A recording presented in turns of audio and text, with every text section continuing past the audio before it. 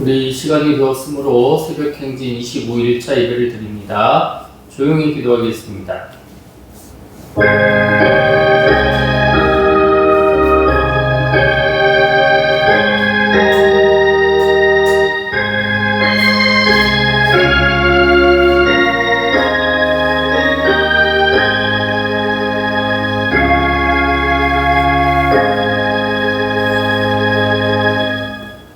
찬송가 284장 찬송합니다. 284장입니다.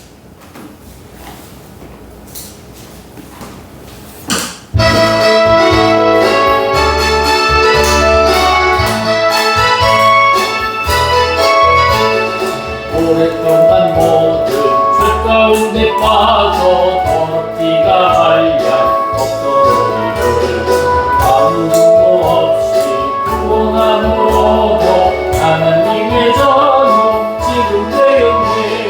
주의 뜻하라 한량없도다 찬송할지어다 예수의 공로 주의 뜻하라 한량없도다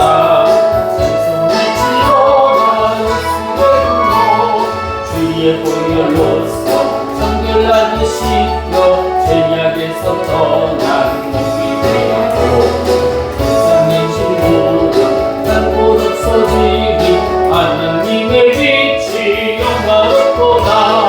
주의 제사라 한량없도다 찬송할지어다 예수의 공로 주의 제사라 한량없도다 찬송할지어다 예수의 공로 그의 깊은 장과 그 세상의 꿈을 어서 깨어나라 나의 주여 은혜 받을 날과 구원 얻을 때가 지금은 세상이 선포되었네. 주의 뜻하라 한량없도다 찬송할지어다 예수의 공로 주의 뜻하라 한량없도다 찬송할지어다 예수의 공로. 우리 한 장 더 찬양합니다. 261장 찬송합니다.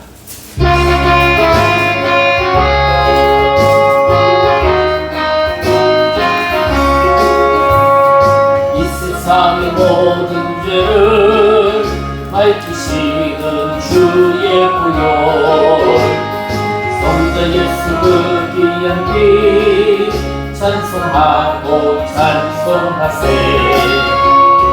주는 앞을 멀리 떠나 길을 잃고 헤맬 때에 나의 길을 따라오사 신비 구원하셨도다. 이보다도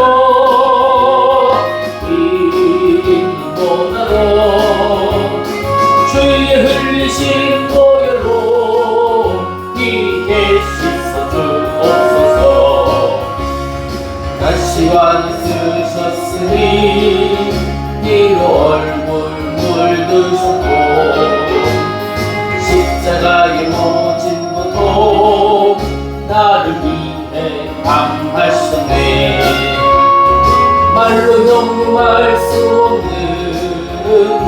곳에 주의 구속하신 은혜와 크신 사랑 찬송하고 찬송하세.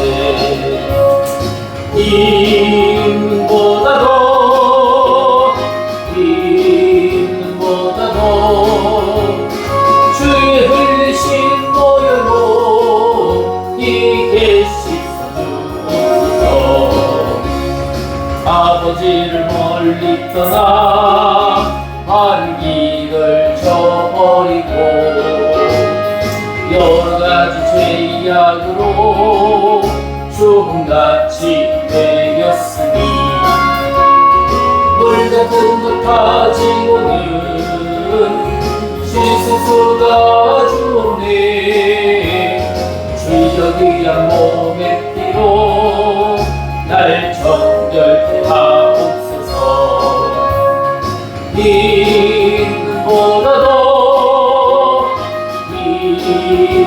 보다도 주의 흘리신 보혈로 이게 씻어 주옵소서. 아멘. 기도하겠습니다. 좋으신 아버지 하나님 감사합니다. 은혜로 우리를 불러주시고 예배의 자리로 함께하여 주시니 감사를 드립니다. 주님, 우리는 바쁜 삶 속에서 많은 것을 채우려 애쓰지만 오늘 이 시간만큼은 우리의 마음을 비워 하나님의 말씀으로 가득 채워지기를 원합니다. 우리 안에 있는 두려움은 믿음으로 바꿔주시고 조급한 마음에는 하나님의 평안을 허락하여 주시옵소서. 우리의 생각과 경험보다 하나님의 말씀이 기준이 되게 하시고 성령께서 인도하시는 길을 기쁨으로 따르게 하여 주옵소서. 선포되는 말씀을 통해 우리에게 필요한 책망은 겸손히 받게 하시고 위로가 필요한 심령에는 하늘의 위로를, 새로운 결단이 필요한 사람에게는 믿음의 용기를 허락하여 주시옵소서. 말씀을 전하는 종에게 성령의 기름을 부으심으로 말미암아 하나님의 정말 아름다운 말씀을 증거하게 하여 주시고 듣는 모든 자에게 말씀을 붙들고 살아가는 지혜와 인내를 허락하여 주옵소서. 오늘도 우리의 신앙이 한 걸음 더 자라나게 하시고 사도행전의 성도들처럼 삶으로 복음을 증거하는 믿음의 사람들로 세워 주시옵소서. 모든 시간을 지켜주시고 함께하여 주실 주님을 찬송하며 예수님의 이름으로 기도드립니다. 아멘. 네, 오늘은 사도행전 25일차 우리 미루는 믿음, 결단하는 믿음이라는 제목으로 우리가 사도행전 24장의 말씀을 함께 나누겠습니다. 우리가 신앙생활을 하다 보면 참 이상한 일이 있죠. 말씀을 몰라서 순종하지 않는 것이 아닙니다. 기도를 몰라서 기도하지 않는 것이 아니고 하나님의 뜻을 몰라서 결단하지 않는 것이 아닙니다. 알고는 있는데 그리고 은혜도 받고 가끔은 감동도 받고 눈물도 흘리고 그런데도 불구하고 삶은 그대로일 때가 많습니다. 왜 그럴까 생각해 보건대 결단하지 않았기 때문이겠죠. 신앙에는 두 종류의 사람이 있다고 하는 것입니다. 말씀을 듣고 결단하는 사람이 있고 말씀을 듣고 미루는 사람이 있다라고 하는 것입니다. 오늘 사도행전 24장에는 이 두 가지의 모습이 선명하게 드러나고 있습니다. 먼저 한 사람은 바울이 등장합니다.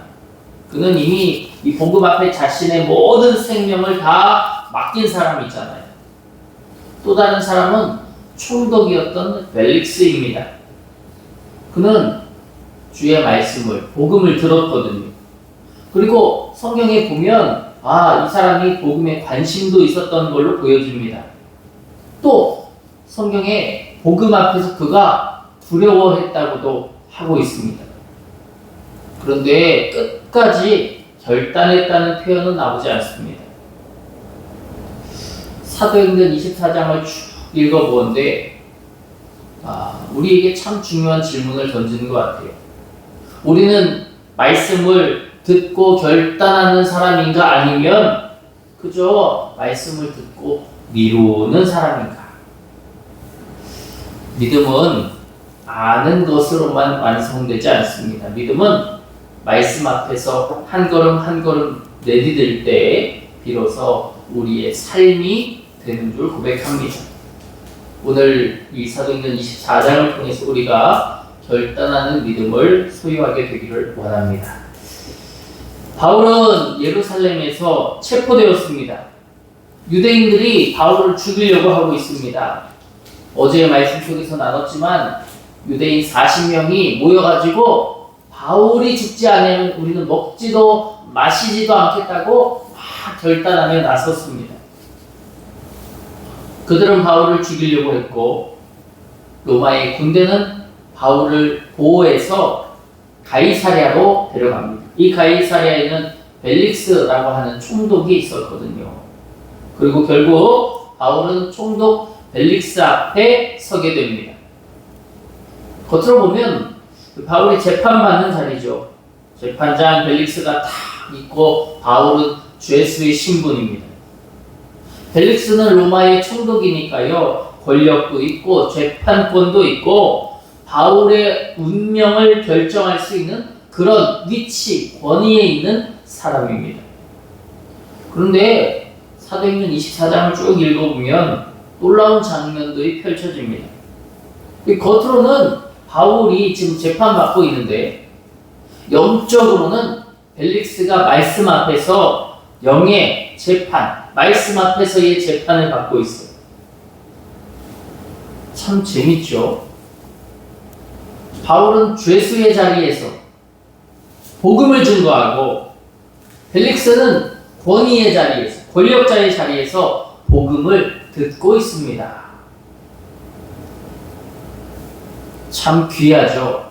하나님의 말씀이라는 것은, 복음이라는 것은 그 자리와 그 환경을 넘어서는 것 같습니다. 환경이 우리를 묶을 수 없다라고 하는 것입니다. 사람이 우리를 힘들게 할 수 없다라고 하는 것입니다. 하나님께 붙들린 사람은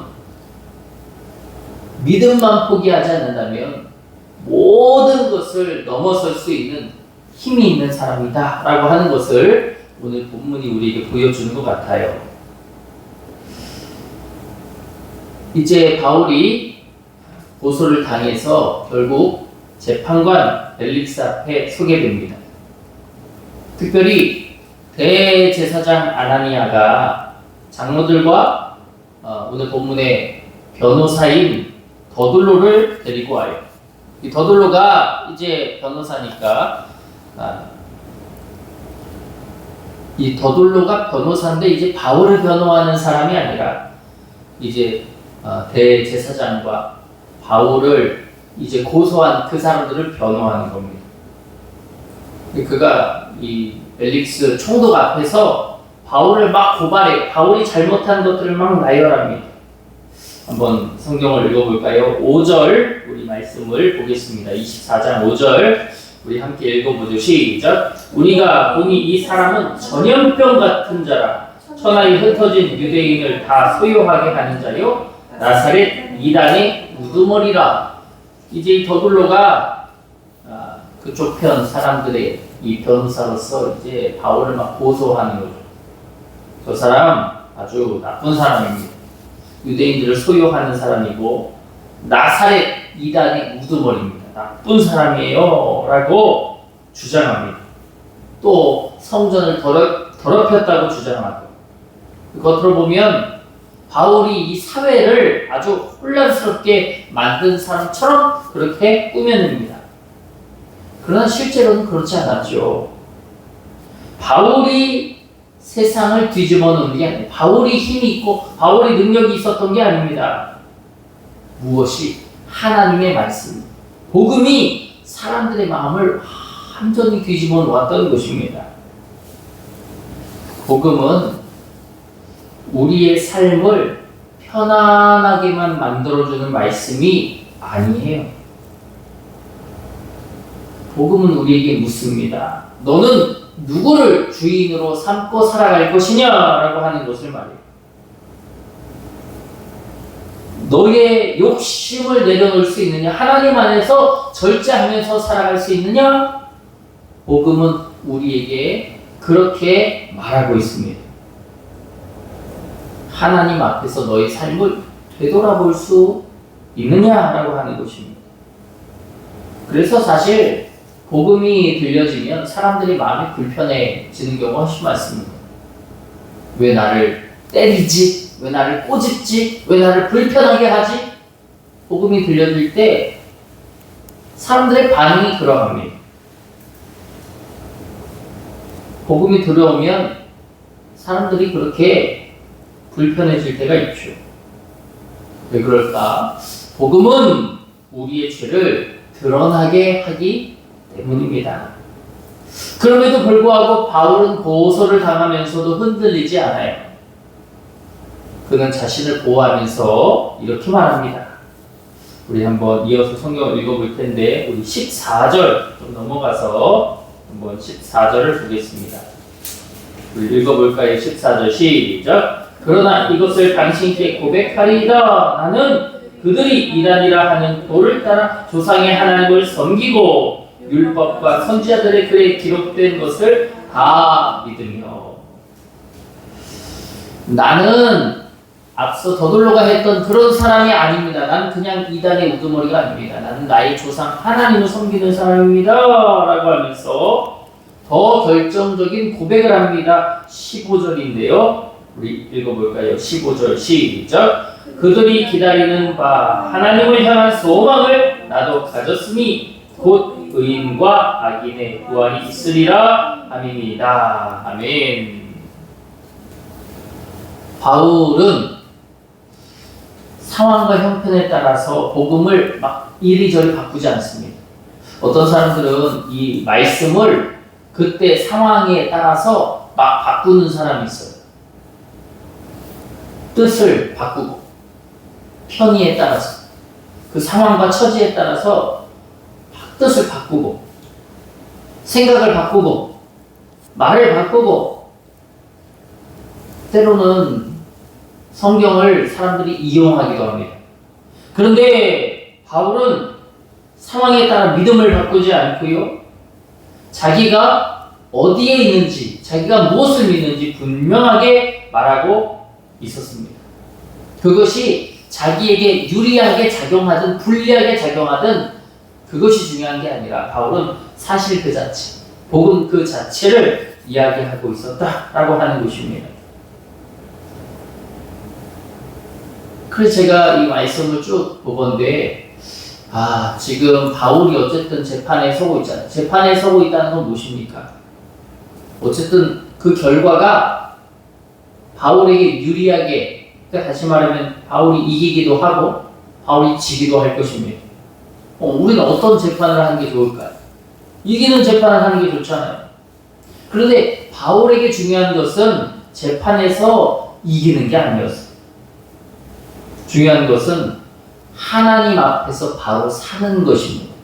우리 한번 따라해볼까요? 하나님 앞에서 바로 사는 것.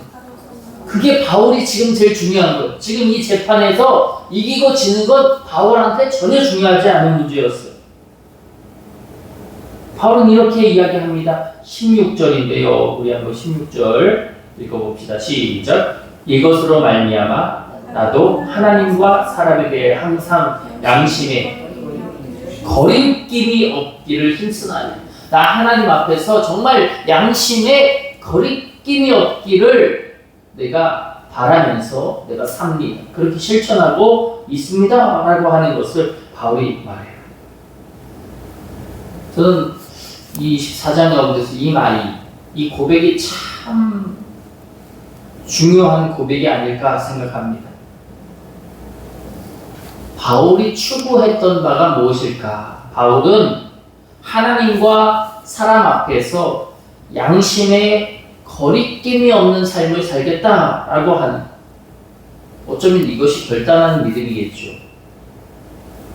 그리고 우리 성도들이 이러한 삶을 추구하며 살아가야 할 것입니다.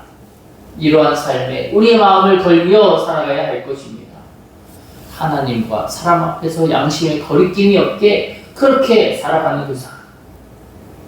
그것이 결단하는 삶, 바울이 추구했던 삶이라는 사실을 기억하시기 원합니다. 우리는 그러므로 말씀 앞에서 날마다 결단하는 믿음과 순종하는 자세를 배워야 할 것입니다. 용서하기로 했다면 용서하고, 기도하기로 했다면 기도하고, 잘못된 습관을 버리기로 했다면 그렇게 살아가고, 하나님께서 원하시는 방향을 분명하게 알았다면 그 길에 대하여 순종하고, 그렇게 하나님이 말씀하신 것을 한 귀로 듣고 그저 한 귀로 흘리는 삶이 아니라 그 말씀에 순종하는 저와 여러분 모두가 되기를 축복합니다. 그리고 이제 벨릭스가 등장을 합니다.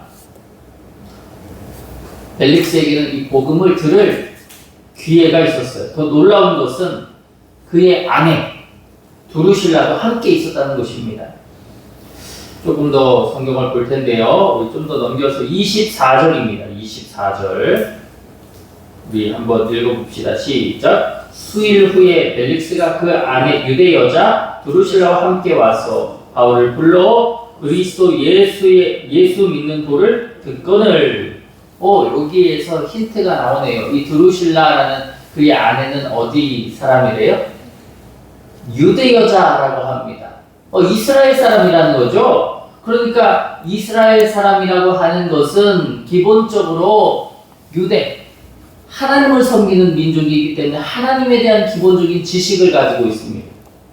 그 예수 그리스도에 대해서도 분명히 들어봤을 만한 그런 여인이라는 것을 알 수 있죠. 그러니까 다 이 바울이 말하는 것을 관심 있게 들을 수 있는 그런 부부가 지금 바울의 말을 듣고 있었다라고 하는 것입니다. 그리고 바울에게서 예수 그리스도의 복음을 전해 듣습니다. 그런데 바울은 그렇다고 해서 벨릭스에게 듣기 좋은 이야기만 했던 건 아니에요. 25절을 볼까요? 25절 바울이 벨릭스 부부에게 어떤 이야기를 하는지 봅시다. 시작. 바울이 의와 절제와 장차 오는 심판을 강론하니 벨릭스가 두려워하여 대답하되 지금은 가라. 내가 틈이 있으면 너를 부르리라 하고. 바울이 지금 벨릭스에게 무엇을 말했다는 거예요? 의와 절제와 장차 올 심판에 대해서. 어때요? 벨릭스, 너 하나님 알아? 예수님 믿으면 너 축복받는다. 너 엄청 큰 복받아. 바울이 그냥 이렇게 이야기하지 않았다라고 하는 거예요. 복음의 실제, 의, 그리고 절제, 그리고 하나님이 앞으로 우리에게 줄 심판. 어떻습니까? 만만하지 않은 주의 복음이죠. 이것을 벨릭스에게 강론했다라고 하는 것입니다. 그런데 여기서 참 놀라운 일이 있습니다. 벨릭스의 마음이 움직였다는 거죠. 그것을 대변하는 것. 그가 그 말씀 앞에 두려워했다라고 합니다. 말씀 앞에서 하나님을 경외하게 되었다라고 하는 것입니다. 그 말씀이 벨릭스의 마음을 막 찌르는 거예요. 그런데 문제가 있죠. 그 말씀을 막 찌르는데 그 말씀을 듣고 결단했나요? 나 이제 예수님 믿어야 되겠다 라고 했나요? 아닙니다. 결단하지 않았습니다. 결단하지 않고 오늘 앞서 읽은 말씀을 보니까 뭐라고 해요? 앞으로 틈이 있으면 널 부를게. 시간 나면 또 부를게. 지금은 아닌 것 같아. 지금은 내가 결단할 때가 아닌 것 같아. 나중에 할게, 나중에. 지금은 교회 갈 때가 아닌 것 같아. 나중에 할게. 지금은 기도할 때가 아닌 것 같아. 나중에 할게, 나중에. 지금 벨릭스가 신앙을, 그 믿음을 미루고 있다라고 하는 것입니다. 미루고 있다. 바울은 벨릭스에게 앞서 의와 절제와 장차의 심판에 대해서 이야기했다고 했습니다. 의, 그냥 단순하게 착하게 살아라고 하는 게 아니죠. 하나님의 기준 앞에서 자신의 삶을 온전하게 살아라라고 하는 것입니다. 사람들은 누구나 자신을 합리화하잖아요. 이 정도는 다 괜찮다고. 사람들 다 이 정도 이렇게 살아. 원래 그래. 사람들 다 그렇게 하거든 라고 하는 합리화. 그런데 바울은 너 그렇게 합리화하며 살지 말라라고 하는 것을 정면으로 이야기하고 있었다. 벨릭스가 사실 이런 말씀의 표현을 들었을 때 이것이 굉장히 불편했을 것입니다. 왜냐하면 권력을 가진 사람, 모든 걸 쟁취한 사람이라도 하나님 앞에서는 한낱 죄인에 불과했기 때문일 것이에요. 또 절제. 단순히 욕심을 좀 줄여라라고 하는 게 아니죠.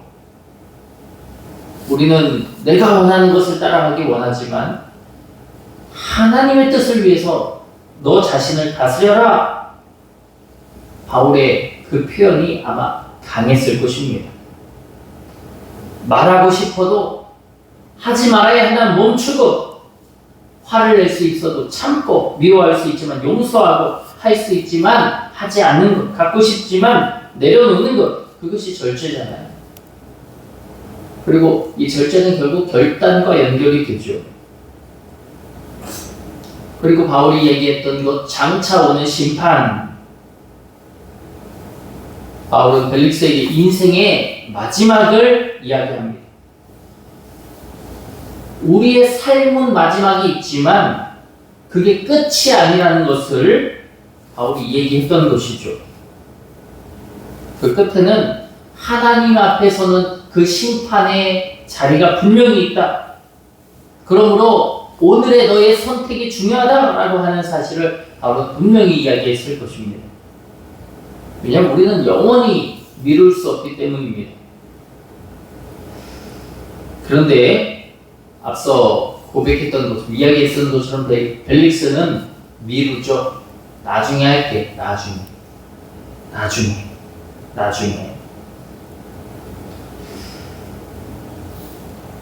참 부족하고 또 연약한 신앙입니다.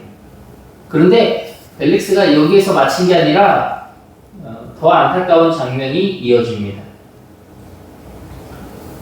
성경을 읽어보겠습니다. 26절입니다. 26절 읽어볼까요? 시작. 동시에 또 바울에게서 돈을 받을까 바라는 거로 더 자주 불러 같이 이야기하더라. 이게 무슨 말이죠? 바울을 더 자주 불렀어요. 근데 이전에도 이런 일들이 아마 많았겠죠. 바울처럼 재판받는 사람들의 이 판결권이 벨릭스에게 있으니까 이 재판을 당하는 사람들이 어떻게든 돈을 모아다가 찔러주면서 벨릭스 나 좀 잘 좀 부탁해. 총독님 잘 좀 부탁합니다. 아마 바울도 그럴 거야. 지 목숨이 중요하면 나한테 돈을 갖다 바치겠지? 그래서 더 자주 불러다가 이야기했다. 무엇이 중요한 사람입니까? 진리보다 이익이 중요한 사람, 필요가 더 중요한 사람입니다. 하나님을 거부하지는 않지만 더 중요한 자기의 진리를 붙들고 있는 인간의 죄성을 가진 그런 사람입니다. 우리도 그렇죠. 저는 이 장면을 보면서 여러 가지를 떠올렸어요. 우리도 그렇다. 하나님을 믿는다고 말을 하는데 내 필요는 돈이라고 생각하고, 돈이 제일 중요하지. 돈이 없으면 아무것도 못하는데 잘 풀리는 게 중요하지. 잘 사는 게 중요하지. 하나님의 말씀은 거부하지 않지만 세상의 논리와 세상의 이치를 더 중요하게 생각하는 그러한 것이 사실 우리가 아닌가라는 생각이 참 제 마음을 막 찌르더라고요. 결국 24장 전부를 통틀어서 벨릭스가 회개했다, 결단했다, 변했다, 예수님 믿었다 이런 표현 없습니다. 끝까지 말이죠. 제일 마지막 절이 27절이거든요. 우리 27절 우리 한번 읽어볼까요? 벨릭스가 결단했는지 봅시다. 시작. 이태가 지난 후 고르기오 베스도가 벨릭스의 소임을 이어받으니 벨릭스가 유대인의 마음을 얻고자 하여 바울을 부류하여 두니라. 시간이 엄청 흘렀습니다. 이태가 지났다. 다시 말하면 2년 지났다라는 말입니다. 2년 동안 바울과 얼마나 많은 이야기를 했겠어요. 그럼에도 불구하고 바울은 여전히 갇혀 있고요. 벨릭스도 여전히 그 자리에 있습니다. 시간은 흘렀지만 이 벨릭스의 결단한 내용은 나오지 않습니다. 우리가 가끔 그런 얘기 하죠. 아마 시간이 해결해 줄 거야. 시간이 지난다고 해서 믿음이 깊어지는 것은 아닙니다. 그렇죠. 우리 신앙생활 오래 했다고 해서 신앙이 깊어지고 믿음이 깊어지는 건 아닙니다. 그냥 익숙해지는 거지. 말씀을 많이 들었다고 삶이 달라지는 게 아닙니다. 뭐 할 때 달라질까요? 결단할 때 변화가 시작된다라고 하는 사실을 기억하시기 원합니다. 여러분, 저는 이 말씀을 준비하면서 참 많은 생각들을 했어요. 우리 교회에 사랑하는 많은 성도들이 계신데 그들이 그냥 시간만 보내면서 주일날 예배만 참석하는 게 아니라 정말 주님 결단하게 해주세요. 결단하게 해주세요. 벨릭스의 모습을 우리가 보지 않습니까? 바울과 그 대단한 바울이죠. 엄청난 바울이죠. 바울이 가는 곳마다 전도가 되어지고 복음이 전파되어지고 죽은 자가 살아나고 엄청난 일들이 바울을 통해서 일어나는 그 대단한 바울인데도 불구하고 2년 동안 바울과 이야기하고 또 이야기했는데도 불구하고 달라지지 않았어. 변하지 않았어.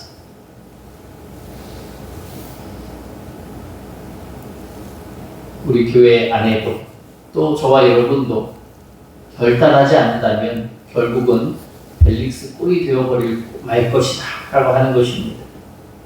오늘 우리가 이 말씀 안에서 정말 결단한 믿음이 있기를 축복합니다. 그 결단으로 하나님께 순종하는 우리 모두가 되길 바랍니다. 또 우리 교회 모든 성도들을 위해 우리가 함께 중보하면서 기도할 수 있는 우리가 되어지기를 원합니다. 기도하겠습니다. 사랑의 주 아버지 하나님, 오늘 사도행전 24장의 말씀을 통해 우리 믿음을 돌아보게 하여 주시니 감사합니다. 벨릭스처럼 말씀을 듣고도 미루는 믿음이 되지 않게 하여 주시고 바울처럼 어떤 상황 속에서도 복음 위에 굳게 서는 믿음을 허락하여 주옵소서. 알고 있는 것에 머물지 않게 하시고 순종하게 하옵소서. 내일로 미루지 않고 오늘 하나님께서 말씀하시는 것에 결단하게 하여 주옵소서. 우리의 삶 가운데 의와 절제와 하나님을 향한 거룩한 두려움이 있게 하시고 말씀 앞에서 한 걸음 순종하는 믿음의 성도들이 다 되게 하여 주옵소서. 오늘도 예배하며 귀한 예물 봉헌합니다. 하나님 축복의 축복으로 함께하여 주시고 가는 모든 걸음마다 하나님의 동행하심으로 함께하여 주옵소서. 우리 모두에게 동일한 은혜와 사랑을 주시고 협신교회 모든 성도들에게 결단하고 순종하는 믿음을 주시어 하나님의 아름다운 텃밭 위에 아름답게 자라나고 열매 맺는 귀한 하나님의 백성 되게 하여 주옵소서. 지켜 주실 줄 믿사오며 예수님 이름으로 기도합니다. 아멘. 하늘에 계신 우리 아버지여, 이름이 거룩히 여김을 받으시오며 나라가 임하시오며 뜻이 하늘에서 이루어진 것 같이 땅에서도 이루어지이다. 오늘 우리에게 일용할 양식을 주시옵고 우리가 우리에게 죄 지은 자를 사하여 준 것 같이 우리 죄를 사하여 주시옵고 우리를 시험에 들게 하지 마시옵고 다만 악에서 구하시옵소서. 나라와 권세와 영광이 아버지께 영원히 있사옵나이다. 아멘.